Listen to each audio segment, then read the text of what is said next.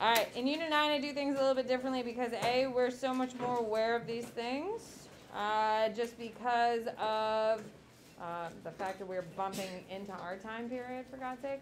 So, a little bit different of a format for what we're going to be doing for the next 3 weeks.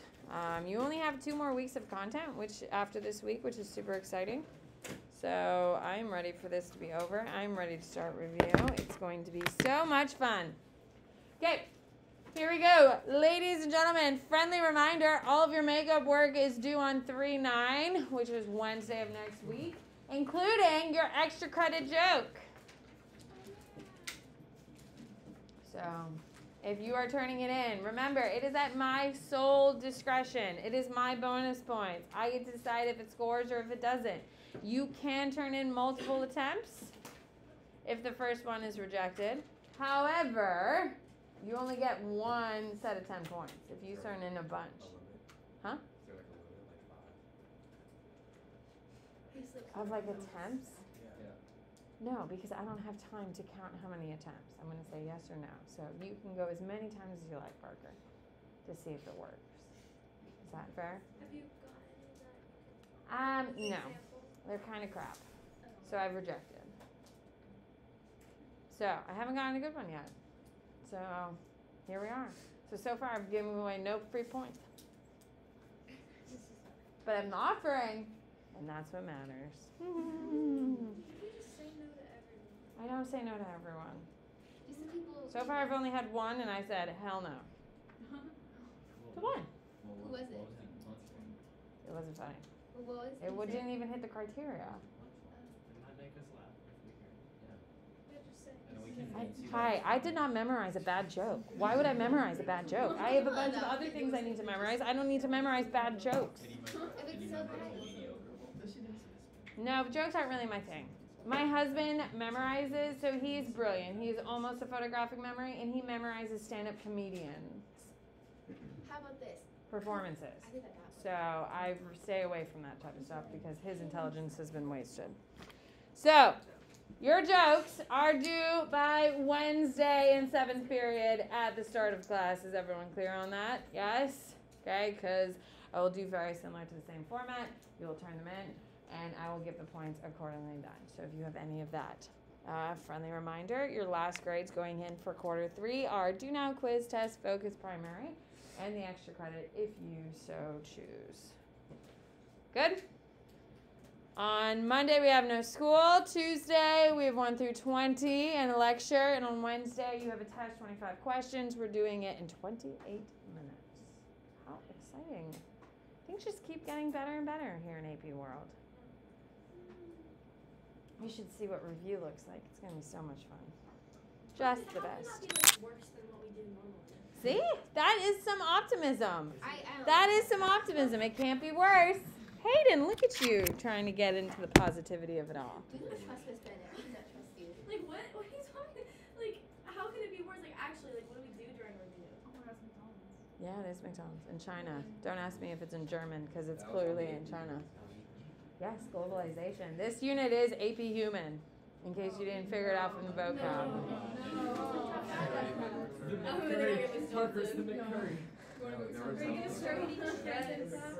Oh my gosh. This John's telling us with those parties sometimes they bring in food. No. And then the food would be sitting on its table and we were like straight. It was bad. Staff would be like digging your hands.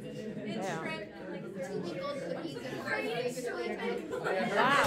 This caused a ton of response. This is wild. Well, hello now. No, she'd like touching our fingers with her shrimpy hands. Hi, we're moving forward. She touched my nose with her shrimp hands, and I was just. How did I know that? 3. We did actually accomplish things before you got here. Things have delved into chaos, but we did accomplish things. Stay back an entire period to finish her test. It was so bad. Wow. See? So maybe there is something positive about Samantha Bennett. Maybe. She always had the same 11 cups. She drinks like sweet tea in the morning. 3, 2, 1. Ladies and gentlemen, so if you took AP Human, this unit is going to be very easy for you. which is lovely because don't we need an easy unit? It is also familiar to us, so we have much more exposure to us, and we're going to start bumping into, obviously, present day with content.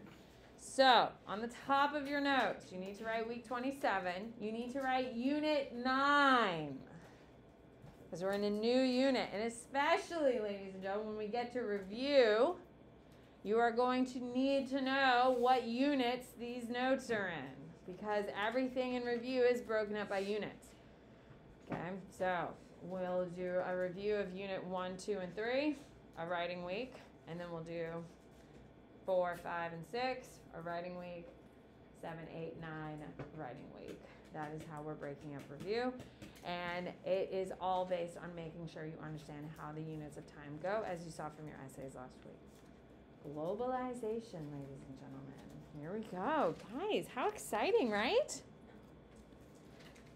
Nothing brings anyone joy in 7th period, and sure as hell, nothing brings anything hate and Nothing joy. brings you joy either. Yes, I do. I like to You laugh. play the same amount as we do. Literally, yes. That's why I'm doing jokes, because I'm so excited, but I've got no jokes. Just talk about how you don't even like jokes. So you're running with a photograph of your It was a terrible one. If you saw it, you would have said nay, nay. Was it It could inappropriate? have been our type of humor, though. Who said Can you that? show us like No. There we go. I have- Globalization. You need this definition down. I have like $5 in my bag if you want it. Show it. What? No. That's 20 in the joke. Here we go. Globalization is the growing interaction and interconnection between different parts of the world, primarily due to improved technology. Okay. Now, the easiest answer for you guys to answer during this is social media. Social media is after 2000. Facebook launches in 98, 99, and that is the first real social media interaction. Now, don't you dare go, well, Miss Bennett, MySpace was first. Okay, you don't even know anything about MySpace. As someone who was on MySpace, I'm aware. Okay? Your girl had a live journal too if you want to predate MySpace, okay? So don't come at me about social media, but that's not what we're talking about. When we talk about social media, we're looking at the impact of it superseding a specific generation of people. Every generation has one knack or something that they hold on to. Social media doesn't become a thing until it expands beyond the youth and starts getting old people involved. Yes? Okay, one of the biggest criticisms my generation had, who I am 3 years into Facebook when I got my first Facebook after being a college student. You could only sign up for Facebook in college. The biggest criticism to everyone in my generation is when they started allowing everyone to join Facebook, yes? Your grandmother's on Facebook, okay? Little kids are on Facebook, the whole thing. That means it has transcended a youthful generation and has expanded to become a generational thing. And that's what we're talking about when we talk about social media. So you cannot use social media, and you may need to write this down so you don't use it foolishly in an essay. Social media is only used post-2000. Okay? If it is in 1990, there's no such thing as social media. Okay? So that is not. What are some pieces of technology? Remember, this ranges from 1900 to present day. So what are some pieces of technology from 1900? On your whiteboard, let's use them. On your whiteboard, give me 3 examples of technology from 1900 to 1950. If you have internet on your board, you're wrong. Because the cutoff is 1950. No. You need 3 things. No. Globalization. There's a bunch of boards by your feet. Neil. Your feet, Neil. Oh, you got one below you too. Okay. TV. Oh, wait, no. Oh, my God. 1950, there is no TV. TVs do not become prevalent until 1957. Miss Ben, I wonder, the telephone was created before then, right? Yes. That's not globalization. 3, 2, 1, listen. Telephones like Alexander Graham Bell's telephone is not globalization. Because it is one person talking to one other person. It is not globalization until after 1950 when every house had their own telephone, yes? That's not really happening until the 50s. In the 60s, you were having party lines, which 4 or 5 houses had the same number. So your neighbors were listening to your phone calls. This is what my mom talks about too, okay? Then in the 1950s, everyone started getting their own phones. So phones don't become globalization until after 1950. So from 1900 to 1950, the technology is radio, okay? The technology, you're going to have telegrams, which are going to be the most common use of information before predating 1950. Okay? You are also not having shipping containers until the 1950s for those shipping containers enthusiasts. I'm looking at you, Parker. Okay? You are going to start having,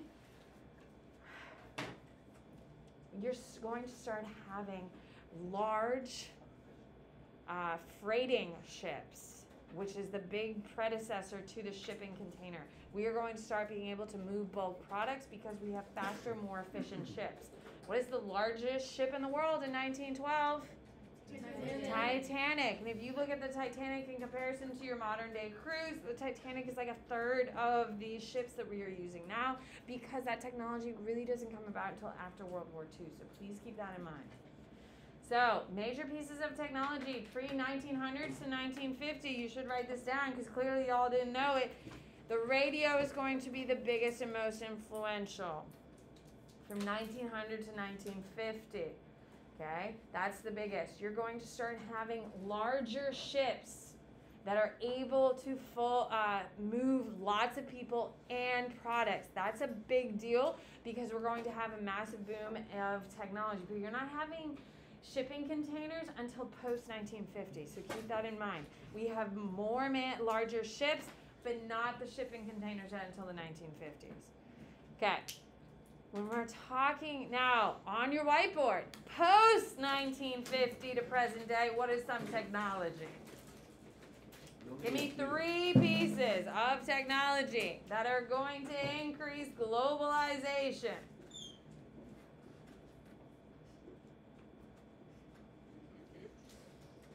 iPad? Yeah, it's technology. I mean, you said post. There wasn't a connotation. Okay, TV is a great answer, ladies and gentlemen. TVs really don't come about until the 1950s. We have very limited use in 1940s, but it's mostly cinema.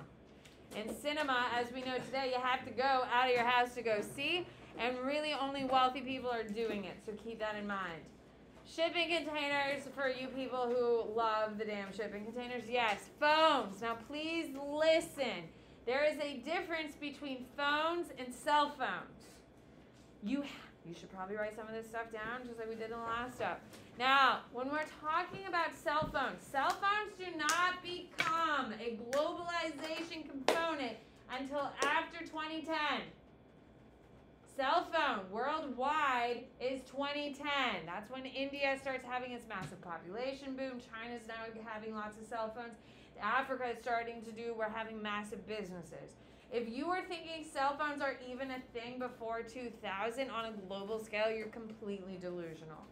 Okay? Most people around the world do not have it. Now, here in the United States, of course, we've all seen Zach Morris with that brick of a phone and stuff like that, but those are only for the incredibly wealthy and not very common. The common person having a cell phone doesn't really start having until after 2000, 2005, it starts becoming a middle class thing, and then poor people are definitely getting it here in the United States by 2010. So this whole idea of everyone having a phone in their hand is a newish idea here in the United States. So if it's newish here in the United States, how is it everywhere else? It's now starting to catch on. We're starting to see pretty much every person on most places have a smartphone in their hand. What do you got? Didn't they have like home phones? Huh? People have home phones? Yes, we had phones on our walls that had strings attached to them, and you could only be limited by so things. Yes. But those are not what you're referring to when you say phones. Can we agree? You're thinking of pulling up data, images, stuff like that. when we talk about globalization, the biggest ones, of course, are radio, cell phones, and of course the internet. 1950, there is no internet. Internet for regular people like you and I, non-civilians, is going to start happening in the late 80s, early 90s. Okay, apparently the US government had it in the 60s. We, as civilians, do not have access to it until really the 90s. Okay, and this is when it made those terrible noises, and you could, like, pretty much the whole world was watching Beanie Babies, information, and websites. You think I'm kidding. Beanie Babies were huge. And that was, like, the first major site to crash was a Beanie Baby website because everyone was obsessed with them. You think I'm crazy? I'm not. What's your favorite Beanie Baby? I don't give a shit about Beanie Babies. But it's the first website that really crashed because too many people were going into it. Do you really? I did too. And one of them's worth like $10,000. Wait. Okay, there's a post. No, you may want to go check. No, you probably do. Which one? So if you have like Humphrey the Camel, that one. Stop. Is it actually worth $10,000? I'm not messing with you. Okay. Oh my god. Wait, are this like a baby? I'm about to be. I did the same thing. I'm about to be. 3, 2, Avery the duck. 1. Okay. Here we go. Well, there's a documentary on HBO Max you'll be fascinated by, Catherine. It's actually really good about the Beanie Baby craze, and you'll be totally into it. Travel technology. You need to understand there's a difference between airplanes and jets. Which is going to cause globalization? Jets. Now, airplanes is used in this, and airplanes could score, but it is the jetliners that is going to cause. What's the difference between an airplane and a jet? Jet's faster, and they're also larger, so you're moving more people, moving more ideas, moving more merchandise. Now, when we talk about technology, we're really a perfect example of it is called the Arab Spring, which is in 2010. Ladies and gentlemen, you do need to know that. Technology, the increasing of cell phones into the Middle East in 2010 is going to cause a reckoning of ideas in the Middle East, in Northern Africa. There are 4 countries that are going to fall because of the social media movements in the Middle East, and that's why it's called the Arab Spring. We're going to see the overthrow of multiple countries during this time, and this is a perfect piece of evidence for technology causing social changes, which would be the Arab Spring. Okay. Globalization. When we're talking about technology, there are 3 different levels that you need to know. The first thing is going to be developed countries. So you need to know this term, write it down. Starting in 1900, we're going to start using terminology called developed country, developing countries, and least developed countries. So let's start. Does this sound like human? Oh my god. MDCs. Oh my god. Oh, no.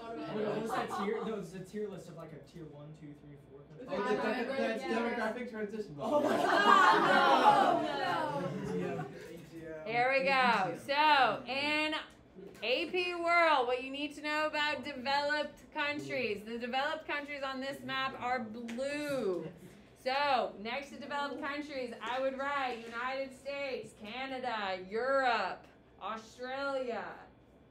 Okay? I would put it, no China. China's stage 3. Japan stage 5. Sure, we don't need to know that. If you're in stage 4. Okay, so what makes a developed country a developed country? It is a stable government. You need to write this down. It is a stable government. It has predictable economic gains.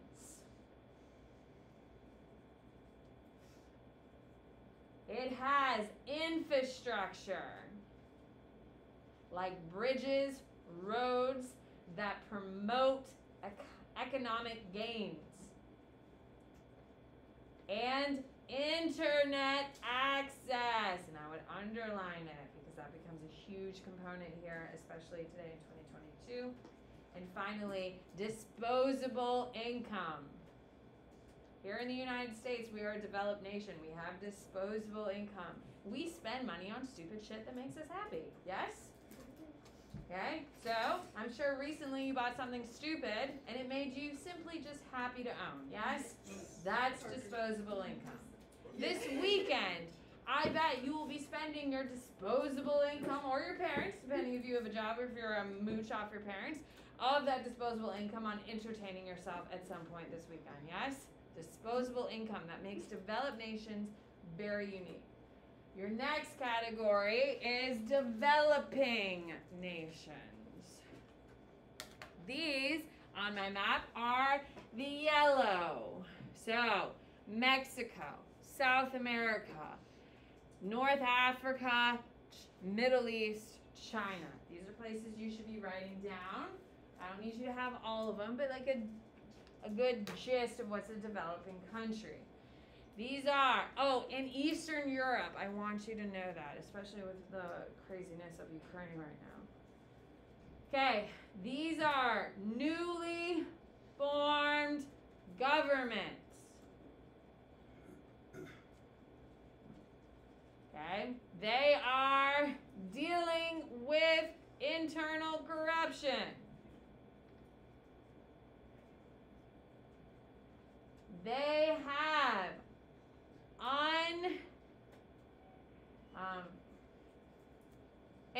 let's do inconsistent infrastructure. My bad. Sorry. Inconsistent infrastructure. So, like, what that means is, by like major cities, there's roads, there are bridges and stuff like that. But once you start getting out of the city, we start seeing that there's a huge decrease. And then finally, you have very limited disposable income. So there is some, you get like a little bit of pocket change, you just don't have a ton of money. And limited economic gains, by the way. So, limited economic gains means there's not a ton of economic opportunities, and I think we can agree on that, yes? Okay?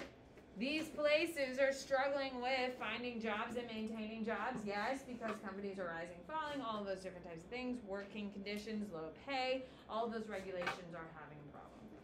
And then finally, you have your third one, which is your least developed nations.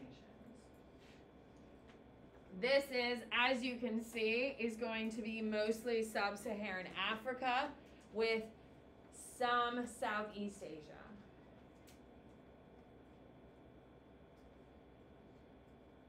And what makes a least developing nation is an unstable government, caused typically by war.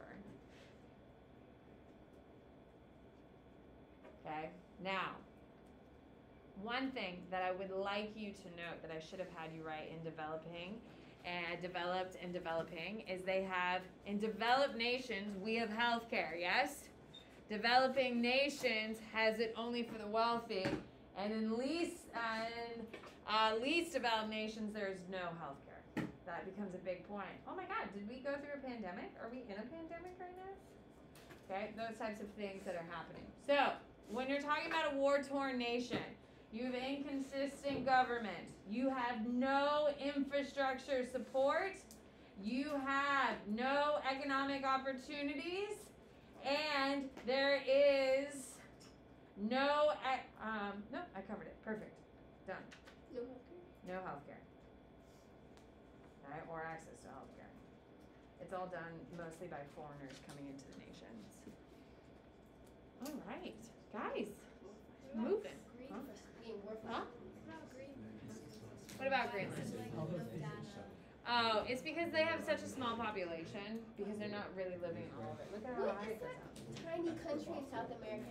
That's not a country. Oh wait, that one. Oh, I thought she said Africa. No, she's South America. South America. I don't know. My geography is not that good. Would you like me to look at it? Huh? They're very developed. Could be. I don't know. I'm not sure. Green Revolution. Are we enjoying our flashback to human geography? No. Literally, Mark and I were reminiscing over Esther Bosworth's forced polo careers. That was my favorite thing. I remember their first If period, all she students just completely say all the stuff. don't I ever don't know. Yeah, first period, it's lucky that we have to get all the printout notes for you guys. There is no joke in that. You're laughing. Ladies and gentlemen, the Green Revolution. Here we go. Now, the Green Revolution is from the 1950s to 1960s.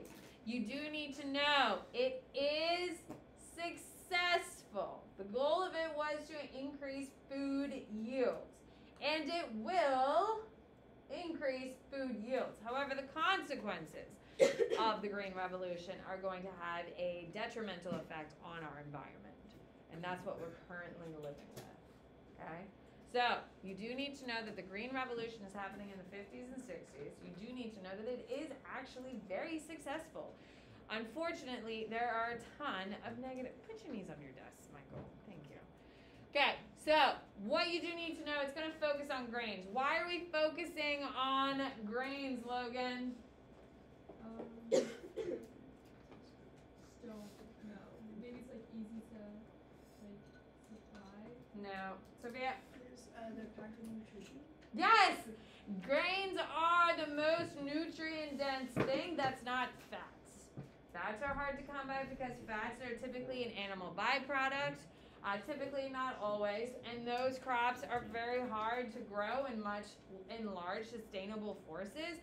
So grains are what we're going to focus on because they're mostly nutrient-rich crops in the world. Now, you do need to know when we talk about grains, we're dealing with drought resistant, especially here in the United States.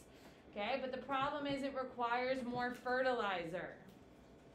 So, it does not require as much water, but it requires more fertilizer. And that fertilizer is chemical starting in the 1950s. With the creation of plastics and post-World War II, we're going to have a huge boom in our chemical development. And we are going to figure out good ways to come up with fertilizer. We're also going to come up with some really terrible ways to create fertilizer. So there are some good sides and bad sides. Keep in mind, in the 60s, 70s, and 80s, everyone's using chemicals on absolutely everything. Now in 2022, the best things are what? Organic is the new movement. Super clean, no chemicals, all plant-based. If you go to the aisles of Target, you'll see plant-based, non-chemicals, non-GMOs. Oh, he's there. So, when we're talking about these types of things, you have to understand that this is the movement into the chemicals. Now, you need to be aware, ladies and gentlemen, that we're doing crossbreeding and genetic engineering, and it's going to have both positive and negatives. It is going to create more genetically modified food, which is both a good thing and a bad thing.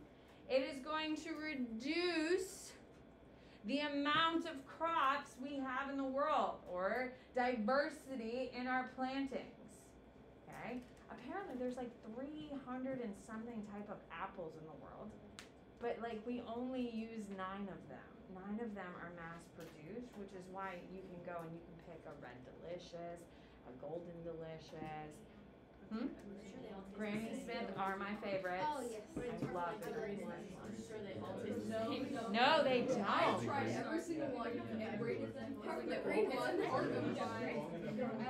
They are totally different. 3, 2, 1.